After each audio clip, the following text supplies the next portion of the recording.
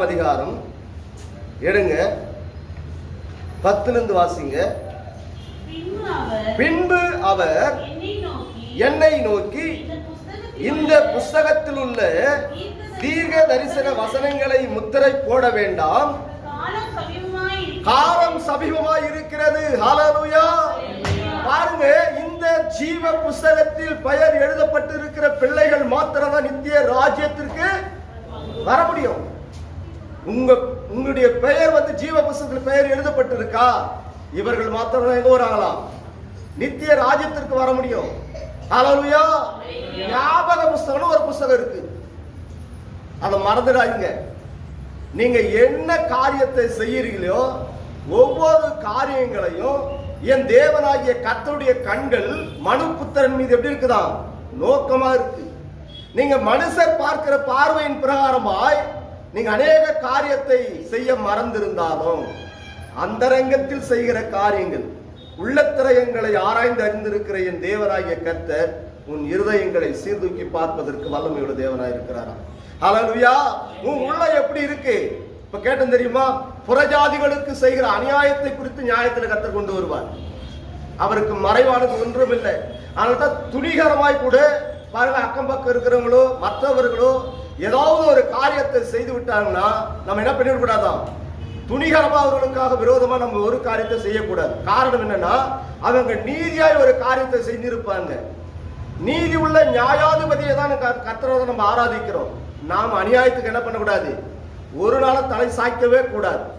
ஒரு நாளும் அநியாயத்துக்கு என்ன பண்ணக்கூடாது. நம்ம ஒருத்தர் அநியாயம் செய்யறான்னு வச்சுங்களேன், அந்த அநியாயக்காரனுக்கு நீங்க என்ன ஆகிடாத, தோழனா மாறிடாத, அவனோட போய் சேர்ந்து இசைந்துடாத, அவனோட ஐக்கியப்படாத, அவனுக்கு நீ நியாயம் செய்யறதுக்கும் போகாத. ஹல்லேலூயா. வேதம் நமக்கு அதெல்லாம் போதிக்கிறது. இப்ப கேட்டீங்களா, இந்த வசனம் அதுதான் நம்மளுக்கு போதிக்கிறது. அல்லதான் கர்த்தர் சொல்லுகிறார் வேதத்துல. நீங்க வாசிங்க, 12 வாசிங்களேன். அநியாயம் செய்கிறவன் இன்னும் அநியாயம் செய்யட்டும். ஒருத்த அநியாயம் பண்றானா பண்ணட்டும். ஹல்லேலூயா. அசுத்தமா இருக்கிறானா அசுத்தமா இருக்கட்டும். நீதி உள்ளவன் இன்னும் நீதி செய்யட்டும். பரிசுத்தம் உள்ளவன் இன்னும் பரிசுத்தமா இருக்கட்டும். அநியாயம் பண்றோம், அநியாயம் பண்ணின்னு போட்டோம். துன்மார்க்கமா இருக்கிறானா அவன் துன்மார்க்கமா இருக்கட்டும். காரணம் என்ன? வேதம் சொல்லுகிறது, அவருக்கு மறைவானது ஒண்ணுமே இல்லை. நீ என்ன காரியத்தை தவறு செய்யறியோ இல்ல தேவ பார்வையில நீதி செய்யறியோ அவருடைய ஞாபக புஸ்தகத்துல எழுதிடுவார். நான் அடிக்கடி வீட்டுல அந்த காரியத்தை சொல்லி இருப்பேன். பாருங்க, நீங்க என்ன காரியத்தை செய்யறீங்களோ அது விஷயம் ஓடுங்க. எங்க ஓடும்? பரலோக ராஜ்யத்திலே நியாயாசனத்திற்கு முன்பாக, சிங்காசனத்திற்கு முன்பாக நீ என்ன தவறுகளை செய்தாயோ அந்த தவறும் வரும். அந்த இடத்துல வீடியோ விஷுவல் வரும். நீ மறுதளிக்கவே முடியாது. அன்னைக்கு ரவிசங்கர் எங்க அப்பா அப்படி சொன்னாரு, ஊழியக்காரன் அப்படி சொன்னானே, ஐயோ என் போதகருடைய சொல்லை நான் கேளாமலும் அவனுடைய வார்த்தைகளுக்கு, சத்தியமுள்ள வார்த்தைகளுக்கு நான் கீழ்ப்படியாமல் போனேனே, கொஞ்சம் குறைய எல்லா தீமைக்கும் உள்ளானேனே. அன்னைக்கு நம்ம மன வேதனைப்படுமா? எப்போ? நியாய தீர்ப்புல நீ செய்கிற அக்கிரமோ, நீ செய்கிற துன்மார்க்கோ, நீ பேசுகிற பேச்சு, நீ நடக்கிற நடக்க, உன் கைகளின் கிரியக எல்லா விஷயங்கள்ல வரும். ஒருவரும் தப்பிக்கவே முடியாது. அவர் நீதி உள்ள நியாயாதிபதி. ஹல்லேலூயா.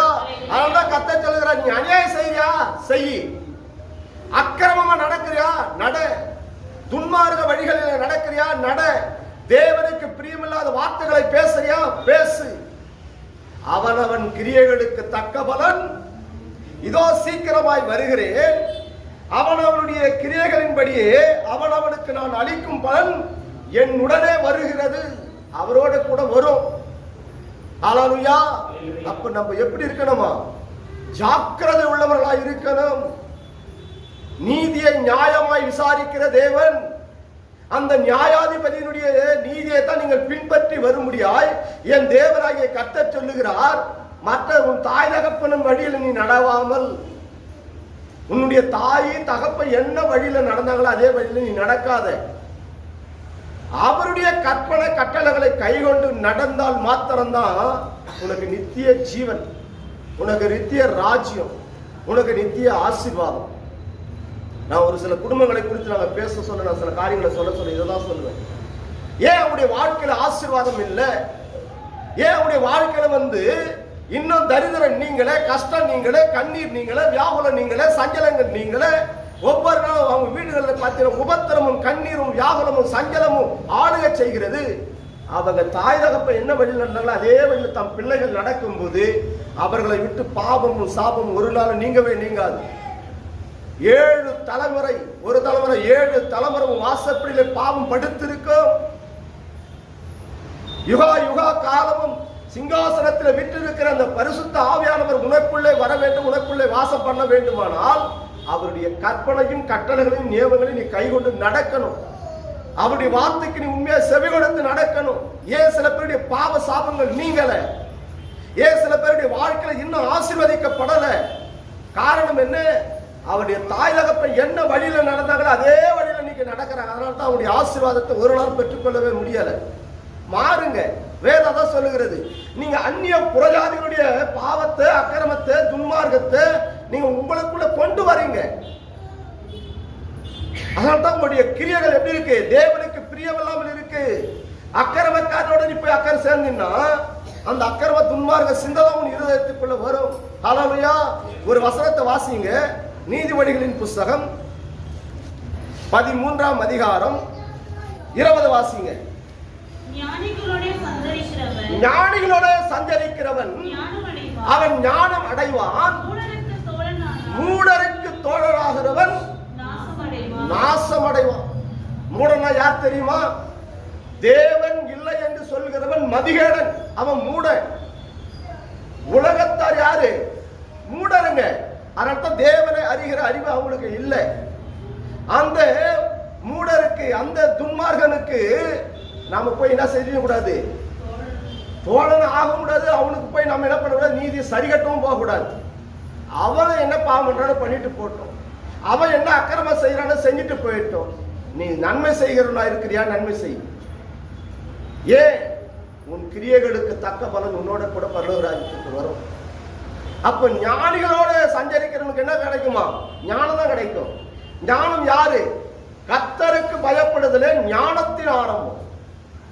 அவருக்கு பயந்து நான் உனக்குள்ள ஞானம் வரும். நீ அவரோட நடப்ப. ஹல்லேலூயா. ஏன்? அவர்தான் ஞானம். அந்த ஞானத்தோட, இந்த வார்த்தையோடு நீ நடக்கும் போது, இந்த வார்த்தை உன்னோடு சஞ்சரிக்கும் போது நீ ஞானம் அடைவ. மூட, அவன் தேவன் இல்லை என்று சொல்றவன், அவன் அக்கிரமக்காரன். அவனோடு நீ சஞ்சரிச்சுனா உனக்கு என்ன வரும்? நீ நாசம் அடைவன்னு வேதம் சொல்லுது. ஹல்லேலூயா. ஹல்லேலூயா. அவனவன் கிரியைகளுக்கு தக்க பலன். காரணம் என்ன? சத்தியத்தை நாம் அறிந்திருக்கிறோம். வார்த்தைகளுக்கு துணிகரமாய் நடக்கவே கூடாது. வசனத்தை கைகொண்டு நடக்கணும். காரணம் என்ன? கடந்த நாட்கள் நம்ம கேட்டோம் பாருங்க. துன்மார்களுடைய ஆலோசனையில் நடவாமலும், பாவிகளுடைய வழியில் நில்லாமலும், பரியாசக்காரர் உட்காரும் இடத்தில் உட்காராமலும், இரவும் பகலும் என் வேதத்தின் மீது பிரியமா இருக்கிற மனுஷன் வாய்க்கவான். இந்த வேதத்துல நீ பிரியமா இருந்தீன்னா இந்த வேதம் உன்னை போதித்து உன்னை வழி நடத்தும். நீ யாருக்கு அக்கிரமம் செய்ய போக மாட்ட.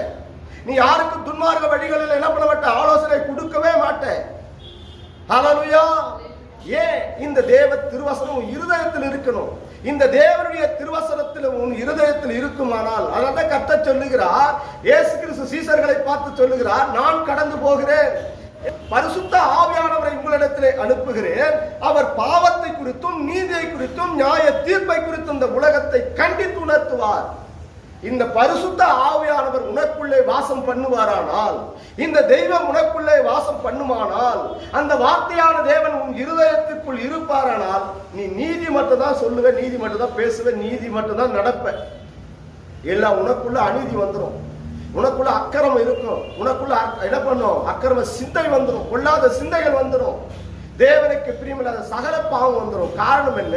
நீ ஞானியோடு நடப்பிறானால், ஞானம் உள்ள தெய்வத்தோடு நடப்பிறானால் உனக்கு ஞானம் கிடைக்கும். ஹல்லேலூயா. நீ மூடனோட போய் நடந்தினா அந்த மூடதனத்தை தான் நம்ம போய் விழுந்துரும். ஹல்லேலூயா. அதான் கர்த்தர் சொல்லுகிறார், அவனவன் கிரியைகளுக்கு தக்க பலன் என்னோட கூட வரும். இந்த சத்தியத்தை அறிந்திருக்கிற பிள்ளைங்க நீதியாய் நடக்கணும். நியாயமாய் நடக்கணும். வார்த்தையில நீங்க நிலைத்திருக்கணும். சத்திய வார்த்தை என்ன பண்ண கைகொண்டு நடக்கணும். இவர்களை மாத்திரம்தான் யாத்திராகம் 20ஆம் அதிகாரத்தில் சொல்லுகிறது போல அவருடைய கற்பனையும் கட்டளைகளையும் கைகொண்டு நடக்கிறவன் எவனோ 1000 தலைமுறை மட்டும் அவனை ஆசீர்வதிப்பதற்கு நான் வல்லமையுள்ள தேவனாய் இருக்கிறேன். அதனால்தான் நீங்க கர்த்தருடைய பிள்ளைகளுடைய வாழ்க்கையில ஏன் ஆசீர்வாதம் இல்லை? அவருடைய கற்பனையும் கட்டளைகளையும் கைகொண்டு நடக்கல. அப்படி வார்த்தைகளுக்கு நீங்க உண்மையா செவி கொடுத்து நடக்கல. வசனத்தை கைகொண்டு நடப்போம். சத்தியம் எதுவோ சத்தியத்துக்கு சாட்சியுள்ள ஜீவியத்தை செய்வோம். ஹல்லேலூயா. உன் இருதயத்திற்குள்ள பொல்லாத சிந்தனைகள் இருக்குமானால், துர்சிந்தைகள் இருக்குமானால், உன் இருதயத்தில் யார் வாசம் பண்ணுகிறதா? உன் முற்பிதாக்களை பாருங்க. முற்பிதாக்களுக்கு தேவன் யாரு? சாத்தான். அந்த சாத்தானுடைய காரியங்களை கைகொண்டு நடப்பினால் உன் இருதயத்துக்குள்ள சாத்தான் தான் வேலை செய்வான். வார்த்தை உன் இருதயத்துக்குள்ள இருந்துச்சுன்னா அங்க பாருங்க, யோசுவா சொன்ன செய்தது போல நீ நீதி மட்டும்தான் செய்வ. இல்லைன்னா உனக்குள்ள அக்கறமும் உனக்குள்ள பொல்லாத சிந்தனை தேவனுக்கு பிரியமில்லாத சகல பாவம் இருதயத்துக்குள்ள வந்துடும். ஹல்லேலூயா. அதான் பாருங்க, சவுல் விழுந்து போனோம், ஆனா தாவீது ராஜா விழல. சவுல் செஞ்ச பாவத்துடன் தாவீது ராஜா செய்த பாவம் அதிகம். நீங்க வேதத்தை வாசிச்சு பாருங்க. ஆனா தாவீதை பார்த்து கர்த்தர் சொல்லுகிறார், என் இருதயத்துக்கு ஏற்றவன். ஏன்? ஒரு பாவத்தை செய்த உடனே என்ன பண்ற சங்கீதகன் தாவீது தன்னை வெறுமையாக்கி அவருடைய பாதத்தில் போய் கண்ணீர் விட்டு ஜெபம் பண்ணுவான். அவருக்கு மறைவானது ஒன்றும் இல்லை. ஓடி போய் அவருடைய பாதத்தில் ஜெபம் பண்ணுவான். நான் செஞ்சிட்ட ஆண்டவரே, பரத்திற்கு விரோதமாய் பாவம் செய்தேன், உமக்கு விரோதமாய் நான் பாவம் செய்தேன், என் பாவத்தை மன்னியும். ஆனா சவுல் என்ன பண்ணானோ? எங்க ஓடனானோ? எங்க ஓடனா சவுல்? குறி சொல்லுகிறவர்களை நாடி தேடி, ஆஞ்சலம் பார்க்கிறவர்களை நாடி தேடி ஓடணும். ஹல்லேலூயா. தீர்க்க தரிசனம் சொல்லுகிறவர்களை நாடணும். ஆனா தாவீதோ யாரை நாடினானோ? கர்த்தரையே சார்ந்த. அதனால்தான் பாருங்க, அவருடைய கற்பனையும் கட்டளைகளையும் நியமங்களையும் கைகொண்டு நடந்தத நிமித்தமா தான் இன்னைக்கு தாவீதின் நகரம். ஹல்லேலூயா. எருசலேம் என்ன நகரமா? தாவீதின் நகரம். இந்நாள் வரைக்கும் அந்த பேர் மாறல. நாம் வார்த்தைக்கு கைகொண்டு நடக்கும். யோசுவாவை போல இருதயத்தை பாருங்க. மோசேக்கு பாருங்க, 24வது வசனத்தை ஒரு வாசிச்சீங்க தெரியுங்களா?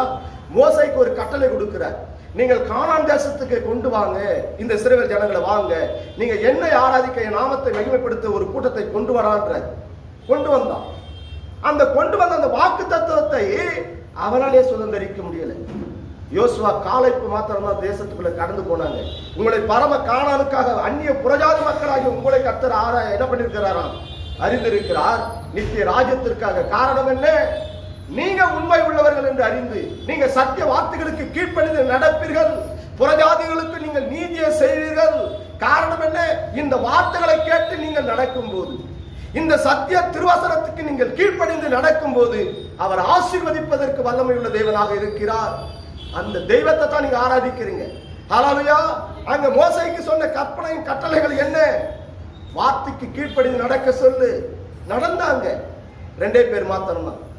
அவர்கள் மாத்திரம்தான் என்ன பண்ணாங்க? கானான் தேசத்துக்குள்ள போனாங்க. நீங்க வார்த்தைகளுக்கு செவி கொடுத்து நடங்க. நித்திய கானானுக்கு, நித்திய பரலோக ராஜ்யத்துக்கு வருவீங்க. உங்களுடைய கிரியைகள் உங்களோட கூட வரும். ஹல்லேலூயா. இந்த வார்த்தைகளுக்கு நீங்கள் உண்மையா செவி கொடுத்து நடப்பீர்களானால், ஆனால் வேதம் சொல்லுகிறது, தங்களை தாங்களே நிதானித்து சோதித்து அறிந்தோமானால் நியாயம் தீர்க்கப்பட மாட்டீர்கள். தன் பாவங்களை அறிக்கை செய்து விட்டு விடுகிறவனோ என் இடத்தில் இரக்கத்தை பெறுவான். நீங்க இந்த பாவத்தை இப்ப மறைச்சிருக்கிறீங்களா? தேவ சமூகத்தில் கண்ணீர் விட்டு கேளுங்க. முழங்கால் படிவிடுவோமா? சோத்திரிக்க நன்றியோடு துதிக்கிற ஆண்டவரே, கிருபை நிறைந்த மகா இரக்கமுள்ள எங்கள் பரிசுத்த ஆவியானவரே, சத்தியம் சத்தியம் சத்தியம் வார்த்தை ஆண்டவரே, நீர் சத்தியமுள்ள தெய்வமா இருக்கிறபடியா ஆவியானவரே, உம்முடைய சத்தியமுள்ள வார்த்தைகளை எங்களோடு பேசினீர் ஆண்டவரே. உம்முடைய வார்த்தைகளுக்கு நாங்கள் செவி கொடுத்து நடப்போம். அந்நிய புறஜாதிகளுக்கு நீங்கள் நீதியை செய்ய வேண்டும் என்று சொன்னீரப்பா ஆண்டவரே. கிறிஸ்துவ பிள்ளைகளுக்குள்ளும் ஆண்டவரே ஒருவருக்குள் ஒருவர் சகோதரன் சகோதரிகளாய் காணப்படுகிறோம். எங்கேயோ பிறந்து எங்கேயோ வளர்ந்தோம்.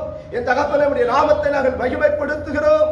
ஆண்டவரே என் தகப்பனே உறவுகளுக்குள்ளேயும் ஆண்டவரே கர்த்தாவே அந்நிய புறஜாதியருக்குள்ளேயும் என் தகப்பனே எங்கள் இருதயத்திற்குள் மன முறுமுறுப்பு காணப்படுமானால், அவர்களுக்கு விரோதமான பாவத்தை நாங்கள் செய்திருப்போமானால், துணிகரமாய் அவர்களுக்கு விரோதமாய் நாங்கள் பேசியிருப்போமானால், எங்கள் கைகளின் கிரியைகளினாலே எங்கள் சரீரத்தின் கிரியைகளினாலே தேவனே உமக்கு பிரியமில்லாத பாவத்தை நான் செய்திருப்பேனானால், இந்த வார்த்தைகளுக்கு நான் உண்மையாய் செவி கொடுத்து நடக்காமல் துன்மார்க்க சிந்தையோடு காணப்படுவேனானால், ஆண்டவரே உம்முடைய கரத்தில் என்னை ஒப்பு கொடுக்கிறேன். ஆண்டவரே ஞானவான்களோடு கர்த்தாவே சேரும்போது அவனுக்கு ஞானம் கிடைக்கும் என்று சொன்னீர். ஆண்டவரே புத்தி அல்லாத ஆண்டவரே கர்த்தாவே புறஜாதியாய் இருக்கிற அந்நியர்களோடு சேரும்போது அவனுக்குள் இருக்கிற கிரியைகள் எங்களுக்குள் வெளிப்படும் என்று சொல்லி நாங்கள் வேதத்திலே காண்கிறோம் என் தகப்பனே.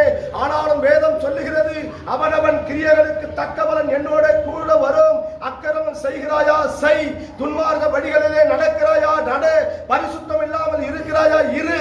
அல்லேலூயா.